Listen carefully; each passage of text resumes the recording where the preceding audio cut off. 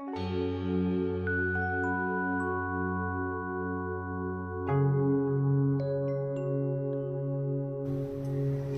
friends, I'm Dr. Amog Shahane. I'm practicing as a pediatrician at Sandhya Children's Hospital, Kharghar since the last 15 years. So friends, every year 4th of March is celebrated as the World Obesity Day, and the theme for this year is Everybody Needs to Act. This theme is very appropriate in today's day and times because as a pediatrician it is very disheartening for us to see young kids walk into the OPD, into our clinics, who have put on an enormous amount of weight in the last 2 years thanks to the COVID pandemic because of a very unhealthy lifestyle, because of faulty eating habits and lack of physical activity or suboptimal physical activity. So today this video is targeted mainly for parents, for caregivers and little children so that we can make them aware of the harmful effects of being overweight or obese in childhood so that active management and active steps can be taken to cover up this problem from becoming into a full-blown pandemic, that is the obesity pandemic. So what is obesity? How do you define an obese or an overweight child? As pediatricians, we use two parameters, that is the child's body weight and the child's height, used to calculate the BMI or the body mass index. According to this calculation, if the child's BMI for age percentile is more than 95%, the child falls into the obese category, and if the BMI for age percentile is more than 85% and less than the 95%, the child falls in the overweight category. So what is the big hue and cry about obesity and being overweight?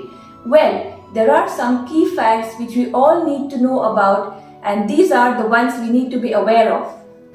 According to the WHO or the World Health Organization, worldwide obesity has nearly tripled since 1975. 39% of adults more than 18 years of age are overweight, and around 13% of adults are already obese. This was a census which was conducted in 2016. So to say, over 340 million children and adolescents between the ages of 5 to 19 years were overweight or obese in 2016. Sadly, most of the world's population lives in countries where obesity is a major killer than being underweight. So having seen all these facts, what are the harmful effects of obesity or being overweight in childhood? The most harmful effects are psychological, which are very traumatic for a child because these children are often bullied by their peers. They are often discriminated in the family members. Sometimes they have low self-esteem, and in severe cases they do develop depression and suicidal tendencies. There are some physical factors or some physical harmful effects of obesity. The first and foremost, these children have a tendency to develop NCDs or non-communicable diseases earlier in childhood like diabetes mellitus, high blood pressure and coronary heart diseases. Sometimes they have hormonal problems like development of early puberty and menarche. They do have some eating disorders like anorexia and bulimia. Sometimes the other systems of the body like the respiratory system can get affected, causing frequent attacks of asthma and obstructive sleep apnea.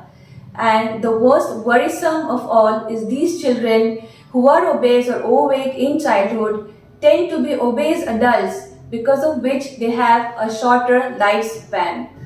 We need to know about the causes of developing obesity or being overweight. This is termed as obesogenic environment. The first and foremost factor involved is genetic, because studies have shown if one or both parents are obese, then there's a 50% chances of a child being obese. These days, because of COVID pandemic, and the increase in the use of technology, there have been studies which have proven that more than 3 hours per day of gadget use can cause 17 to 44% chances of a child being overweight and 61% chances of the child turning obese. There is an unhealthy increase in snacking and portion sizes which are uncontrolled. Faulty family practices where the child is put on a formula feed right from infancy. There is no outside play. Parents have pampered their children when they drive them to school or to the market, and the child is exposed to more high-calorie food, packaged food, candy and soda drinks right from early childhood. So how do you manage this obesity or overweight pandemic?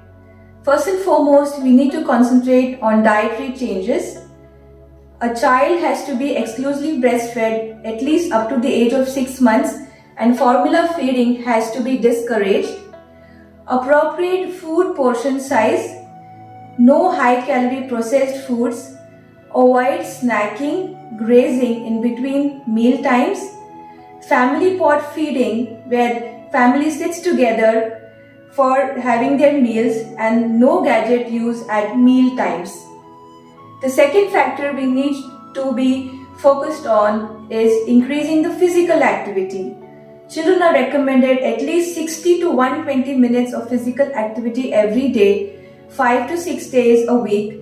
This activity can be moderate to high vigorous activity, which can be sports like football, volleyball, badminton, or other activities like yoga, aerobics and Zumba. School should encourage physical activity and sports as the regular curriculum. Parents need to be role models for their children and incorporate a healthy lifestyle. Along with individual strategies, even community strategies help in covering this pandemic. We need to create safe communities that support physical activity. We need to encourage physical activity or limit sedentary activity among children and youth. Encourage breastfeeding early on in life, and promote the availability of affordable healthy food and beverages, and support healthy food and beverage choices. So friends, having said all this, I would like you all to take a pledge with me today as a responsible parent and as a responsible caregiver that we need to imbibe healthy practices in our children with good eating habits and encourage them for regular physical activity as part of their routine, be role models for our children so that they grow up and we have a healthy and a fitter nation. Thank you.